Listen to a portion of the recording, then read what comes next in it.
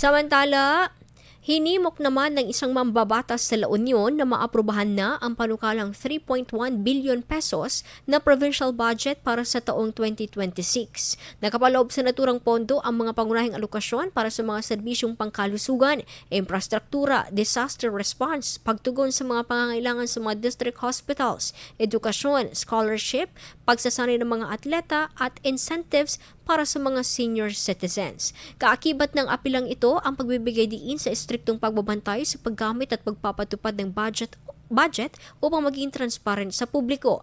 Layon din na mapigilan ang korupsyon at mga proyekto na non-existent.